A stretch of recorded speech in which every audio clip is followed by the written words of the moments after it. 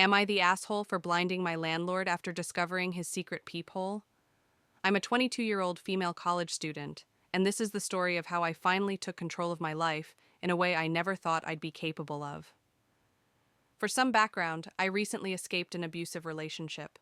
My ex was physically and emotionally abusive, and I spent months enduring constant torment before I could finally leave. Leaving wasn't easy. I had no savings, no stable support system, and I was juggling my college classes on top of it all. But I knew staying was no longer an option. When I left, I had to move fast. I signed the lease on the first apartment I could afford. It wasn't much, just a small, run-down unit in a dingy old building. But it was supposed to be my safe space, a place where I could start to rebuild my life. From the moment I met my landlord, something felt off. He was an older man, probably in his late 60s, with this unnerving habit of staring. He wouldn't blink or say much. He'd just fix his eyes on me like he was sizing me up. But I brushed it off.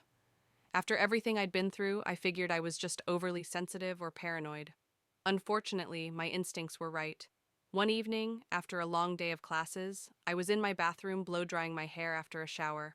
As I moved around, I noticed a small hole in the wall next to the shower. It was tiny, about the size of a dime, and at first I thought it might just be damage from the age of the building. But something about its placement seemed suspicious. It was right where someone could get a clear view of the shower. My heart sank as I leaned closer to inspect it. That's when I saw it. An eye. There was an eye staring back at me through the hole. Time seemed to stop. My chest tightened, and I felt like I was going to be sick. I stumbled back, my mind racing. How long had this been going on? How many times had he watched me shower, dress, or just exist in what I thought was the privacy of my home? The realization hit me like a ton of bricks. My landlord had been spying on me. I wanted to scream, to cry, to call the cops, but I froze. All I could think about was how powerless I felt. I'd just escaped one man who controlled and hurt me, and now I was being violated by another. Calling the police seemed like the logical step, but I hesitated. I had no money to move, and I couldn't afford to lose this apartment. Even if the police believed me, there was no guarantee they'd do anything meaningful. This man might get a slap on the wrist in return, angrier and more dangerous. The thought terrified me. Then something shifted inside me. I was tired of being a victim. I was tired of men like my ex and my landlord treating me like I didn't matter. I decided I wasn't going to let this go unpunished. If the system wouldn't protect me, I would protect myself. The next day, I went to my campus chemistry lab. As a chemistry major, I had access to all kinds of substances, and I knew exactly what I needed. I prepared a small spray bottle with a carefully diluted solution of sulfuric acid. It wasn't strong enough to be fatal, but it would cause serious harm, enough to make my point. That evening, I went about my routine as usual. I showered like I always did, pretending I hadn't noticed the peephole. I could feel his gaze on me, but this time, I wasn't afraid. I felt a strange sense of calm, knowing that the power dynamic was about to shift. Halfway through my shower, I grabbed the spray bottle I had hidden nearby. I lined it up with the hole, took a deep breath, and sprayed. The reaction was immediate. A blood-curdling scream erupted from the other side of the wall. I heard a loud crash as he fell, followed by incoherent shouting and moaning. The sound was horrifying, but I couldn't bring myself to feel pity.